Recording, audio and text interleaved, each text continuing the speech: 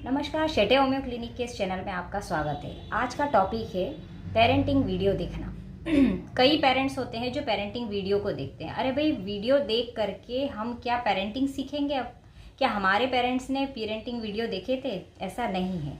Situation के हिसाब से हमें हर चीज़ को डील करना ही पड़ता है। कितने ही हम पेरेंटिंग वीडियो देखें, बट किताबी चीज़ें और देखने में वीडियो देखना, ये सब चीज़ें को एक तरफ छोड़ करके प्रैक्टिकल ही बनना पड़ता है। मेरे पास अभी कुछ दिन पहले एक महिला आई थी जो अपने बच्चे को लेकर आई थी।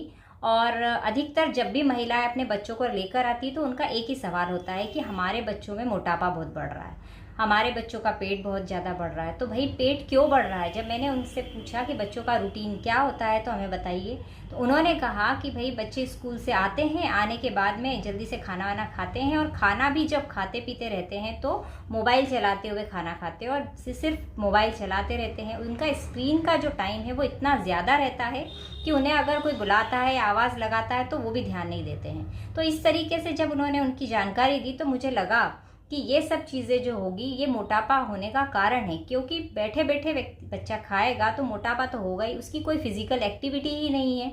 इंसुलिन रेजिस्टेंट बच्चे क्यों हो रहे हैं? बचपन से इसीलिए हो रहे हैं क्योंकि उनकी फिजिकल एक्टिविटी नहीं है और सिर्फ दिन भर खाते रहना है। फास्ट फूड, जंक फूड, बाहर का खाना, पैक्ड फूड, ये सब चीज़ें खाकर शरीर खराब होना ही है।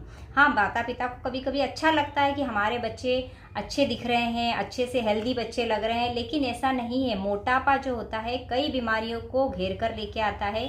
मोटापा जो होता है वो अच्छा नहीं होता है। मोटापा कई बीमारियों को आगे जन्म देने वाला होता है। इसलिए मोटापा कभी नहीं होना चाहिए। हेल्दी शरीर होना चाहिए, लेकिन मोटापा नहीं होना चाहिए। आप ध्यान रखिए कि अगर आपके बच्चे के साथ भी ये प्रॉब्लम है तो सबसे पहले आपको ध्यान रखना है कि उसका जो स्क्रीन टाइम है वो आपको कम करना है।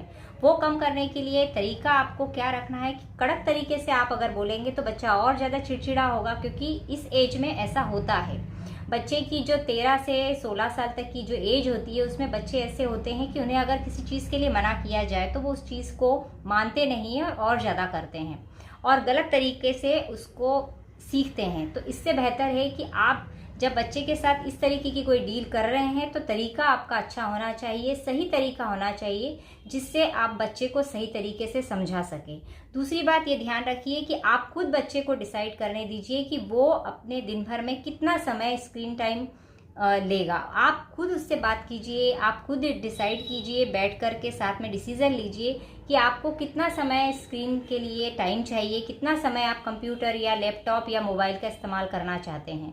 और इस तरीके से आपको बाउंड्रीज बनाकर रखनी पड़ेगी जिससे वो कम समय इस्तेमाल करे।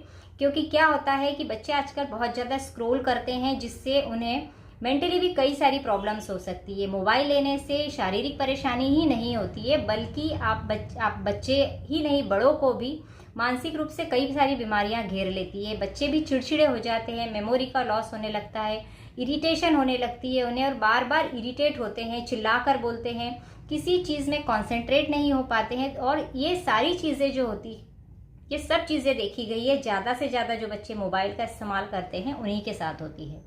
तो बेहतर यही है कि इस चीज़ को अच्छे से डील कीजिए, क्योंकि पेरेंटिंग जो होता है वो टिप्स कहीं से नहीं मिलती है। चाहे हम कितना ही कहीं से सीख ले, देख ले, ये सब चीज़ें हमें खुद डील करना पड़ती है और ये सब चीज़ें प्रैक्टिकली होती है।